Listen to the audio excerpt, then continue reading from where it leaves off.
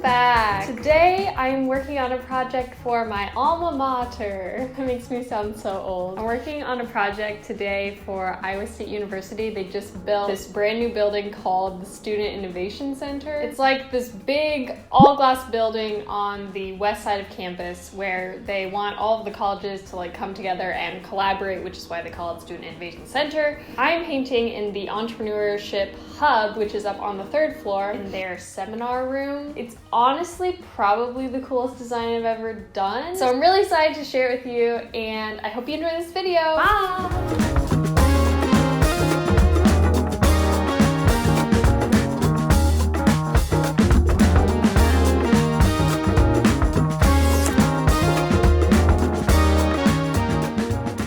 Challenge I'm running into now is that anytime you do a mock-up like this, it's going to be distorted in some way. The way this one was distorted is the mock-up I created is too narrow for the actual wall, because as you can see, this part of the design as is would be completely covered up by the TV, which we don't want. So I'm going to move this to the side and stretch out this little bubble a little bit more so it better fits. This is the type of thing that would normally really stress me out, but I'm trying really hard to learn that stuff like this is a part of the process. You're never going to be able to perfectly account for everything that's going to hit you when you come to a job site. It means that this job never gets boring.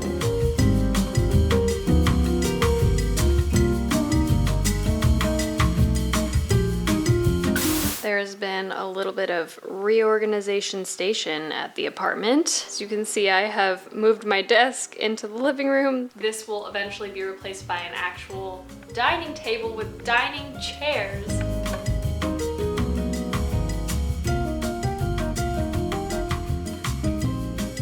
I gotta say, that saran wrap method actually does work. Every single one of my brushes, they're completely fine, and I left them for probably more than 3 weeks, probably 4 weeks. This mural is a little bit more simple than the ones I've been doing lately because I'm actually inside, which is really, really nice. I still have really good lighting, luckily, because these windows in this room go all the way to the freaking ceiling. It's beautiful. It's not a very big room, but the wall that I'm doing the mural on is going to be kind of framed in by this TV.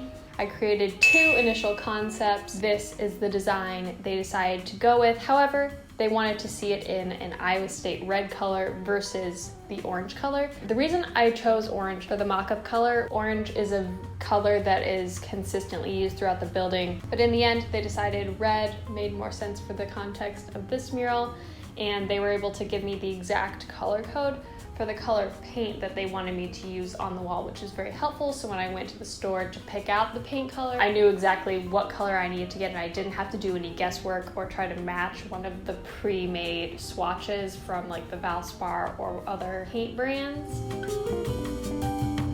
Just reached a stopping point. I'm feeling slightly downtrodden right now because red paint is just not covering very well. Red paint is notoriously very hard to cover. This is 1 coat. This is what 4 coats looks like. It's still gonna need at least 1 more coat, maybe 2.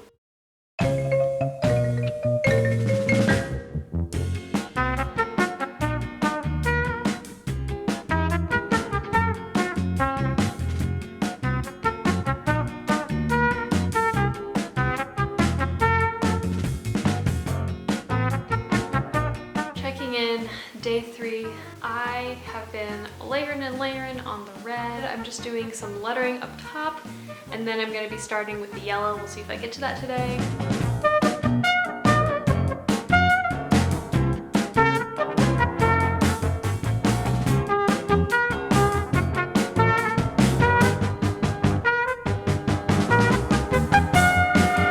So it's my last day here painting today. I am so freaking thrilled to be finishing this mural. I know that everyone is really excited to see the finished product.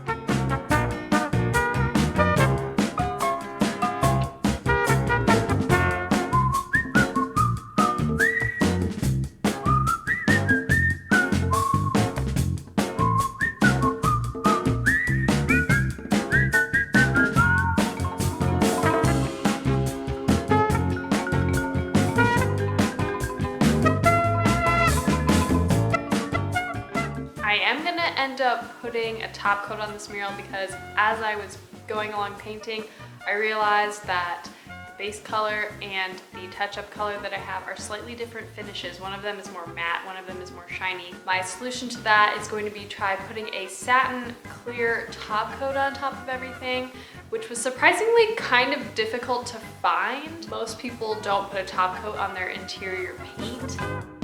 Final touch-ups!